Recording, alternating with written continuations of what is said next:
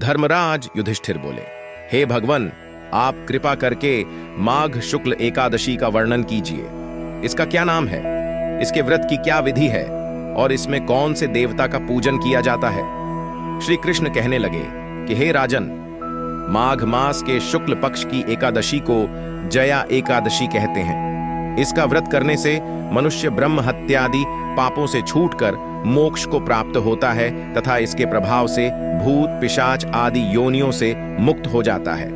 इस व्रत को विधिपूर्वक करना चाहिए।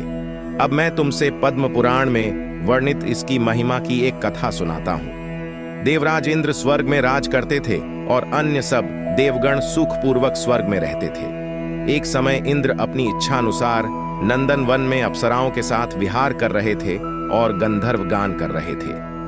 उन गंधर्वों में प्रसिद्ध पुष्पदंत तथा उसकी कन्या पुष्पवती और चित्रसेन तथा उसकी स्त्री मालिनी भी उपस्थित थे। साथ ही मालिनी का पुत्र पुष्पवान और उसका पुत्र माल्यवान भी उपस्थित थे।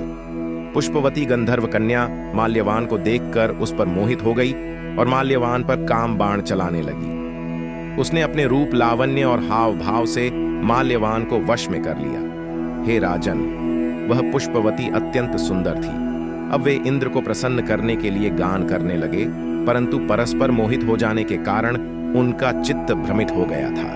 इनके ठीक प्रकार न गाने तथा स्वर ताल ठीक नहीं होने से इंद्र इनके प्रेम को समझ गया और उन्होंने इसमें अपना अपमान समझकर उनको शाप दे दिया। इंद्र ने कहा, हे मूर्खों, तुमने मेरी आज्ञा का उल्लंघन किया है, इसलिए तुम्हारा धिक्कार है।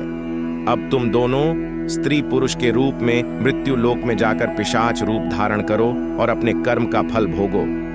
इंद्र का ऐसा शाप सुनकर वे अत्यंत दुखी हुए और हिमालय पर्वत पर दुखपूर्वक अपना जीवन व्यतीत करने लगे। उन्हें गंध, रस तथा स्पर्श आदि का कुछ भी ज्ञान नहीं था। वहां उनको महान दुख मिल रहे थे।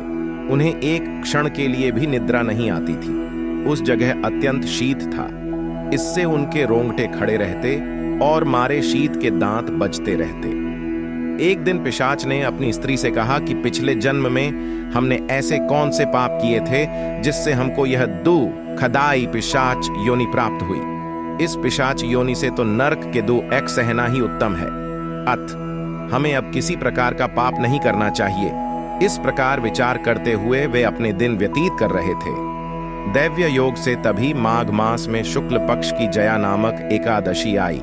उस दिन उन्होंने कुछ भी भोजन नहीं किया और न कोई पाप कर्म ही किया, केवल फल फूल खाकर ही दिन व्यतीत किया और सायंकाल के समय महान दुख से पीपल के वृक्ष के नीचे बैठ गए। उस समय सूर्य भगवान अस्त हो रहे थे। उस रात को अत्यंत ठंड थी, इस कारण वे दोनों शीत के मारे अति दुखित होकर मृतक के समान आपस में चिपटे हुए पड़े रहे। उस रात्रि को उनको निद्रा भी नहीं आई। हे राजन, जया एकादशी के उपवास और रात्रि के जागरण से दूसरे दिन प्रभात होते ही उनकी पिशाच योनि छूट गई। अत्यंत सुंदर गंधर्व और अप्सरा की देह धारण कर सुंदर वस्त्राभूषणों से अलंकृत होकर उन्होंने स्वर्गलोक को प्रस्थान किया। उस समय आकाश में देवता उनकी स्तुति करते हुए पुष्प वर्षा करने लगे। स्वर्गलोक में जाकर इन दोनों ने देवराज इंद्र को प्रणाम किया।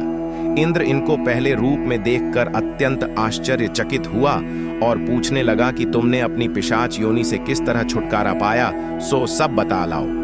माल्यवान बोले कि हे देवेंद्र, भगवान विष्णु की कृपा और जया एकादशी के व्रत के प्रभाव से ही हमारी पिशाच देह छूटी है।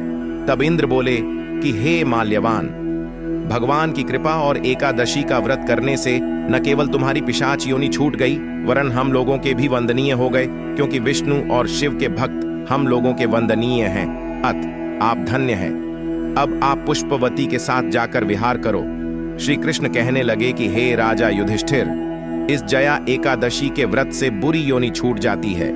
जिस मनुष्य ने इस एकादशी का व्रत किया है उसने मानो सब यज्ञ, जप, दान आदि कर लिए। जो मनुष्य जया एकादशी का व्रत करते हैं वे अवश्य ही 1000 वर्ष तक स्वर्ग में वास करते हैं। तो बोलिए जय श्री कृष्णा। ऐसे ही वीडियो के लिए हमारे चैनल को सब्सक्राइब करें और वीडियो अच्छा लगा तो वीडियो को लाइक भी अवश्य करें।